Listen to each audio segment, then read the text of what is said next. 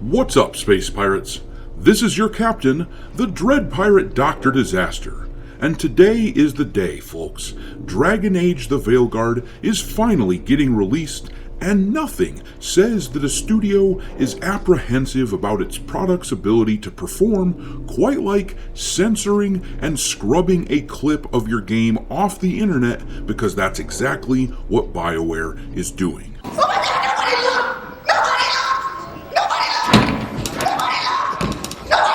This clip here that I have playing in the background has been circulating social media big time in the past day or so, and there is no wonder that Bioware wants it gone.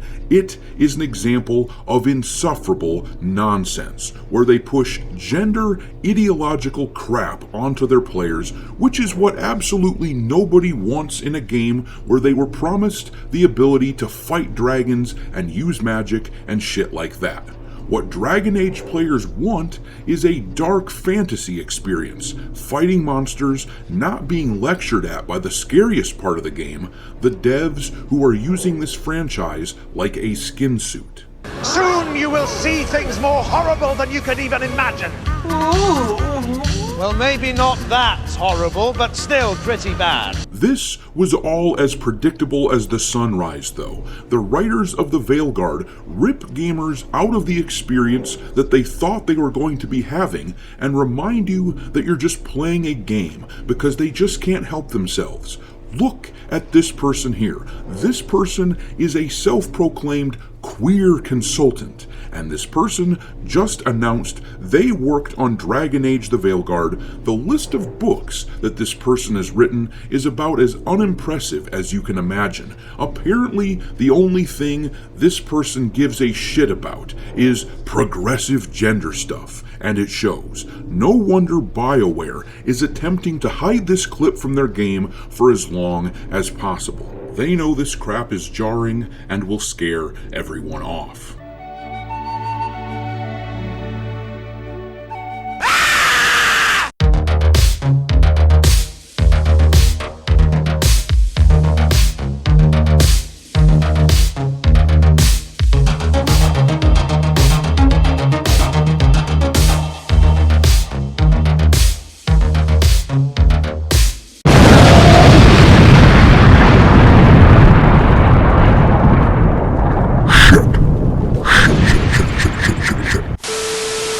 Alright, me hearties, make sure you like this video and subscribe to the channel if you haven't done so already, and also, don't forget to follow me over on Twitter or X, or whatever you want to refer to it as these days. I keep a list on there of games lousy with wokeness pinned to the account at all times for your reference. My handle over there is Dr. Disaster 1.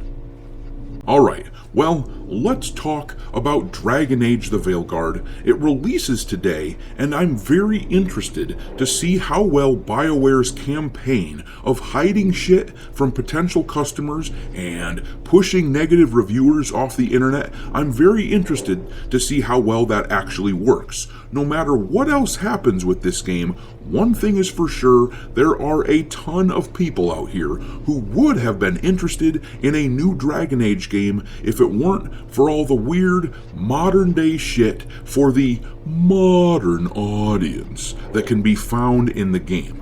It is so jarring to hear dialogue in this game that just doesn't belong. The thing is, most of the progressive ideology, if not all of it, they're all luxury beliefs. They are all born from a lifetime of not having to work very hard at anything relative to the work that people used to have to do. What they believe is the sort of shit that very bored and comfortable people think about.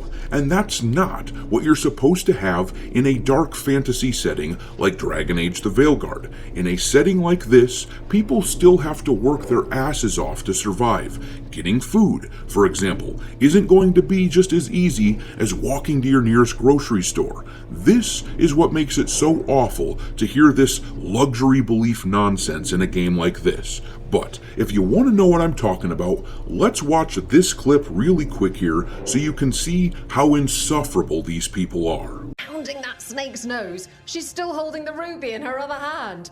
Maker's panties, I was so proud. Oh,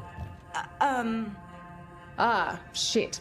They're still holding it, sorry. What are you doing? Pulling a barv.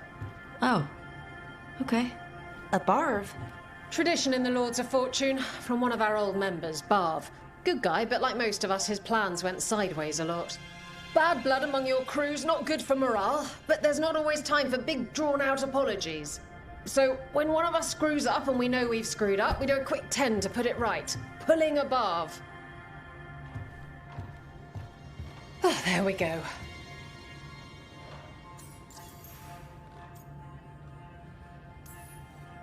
I'm glad the Lords of Fortune have Tarsh's back.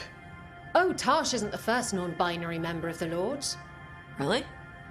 It was a little before your time, but Horlicks was one of ours. Huh. Bastard looked better than I did in a dress or pants. And out of them, too.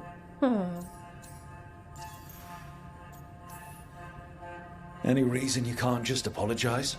Sometimes people say, oops, sorry, and hope that fixes it. But they just want to get the whole thing over with. Trust me, I know. But pulling a barv, you sweat a little.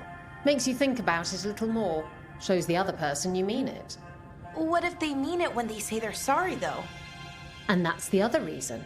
Some people mess up and get all dramatic. They make it about them. Oh, you know, I didn't mean it right. I'd never do that on purpose. They feel so bad about it that it's on everyone else to smooth it over and make them feel better. Oh, okay, yes, some people might do that. Pulling a barv puts it on the person who screwed up. They made the mess, they fix it, done. What the hell is that? I swear that the writers for this game almost had to be trying to make this as awful an experience as possible. I can't believe they really thought this stuff would sell, that they thought this stuff would make people interested in playing their slop. But look here, the reason they are so obsessed with this gender shit is because the director of the game is a self-proclaimed queerosexual gendermancer. What the hell is even that? And naturally, the gendermancer hired people like this. This person, as I said before, announced that they were a consultant on the game, and here are the books that this person has written, according to Wikipedia. I'm just going to list the titles of these things and let you decide if they should have allowed this person to have a say on a Dragon Age game. The first book that this person wrote was Things I Learned from Mario's Butt, a series of gaming butt critiques. And then Uncomfortable Labels, My Life as a Gay, Autistic Trans Woman. And then Gender Euphoria, Stories of Joy from Trans, Non-Binary, Intersex Writers.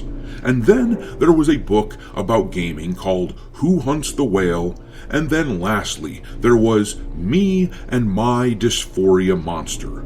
Needless to say, this gender stuff is first and foremost on this person's mind, and therefore it is completely unsurprising that Dragon Age looks to have turned out the way that it did. But I'm going to leave it there. Drop your mockery of this propaganda masquerading as a video game that is Dragon Age the Veilguard into the comment section below, and we will talk there. Thanks for watching, me hearties. If you haven't already, your captain is inviting you to subscribe to the channel and become a part of the crew. Life as a space pirate may not be glamorous, but there's always plenty of booty.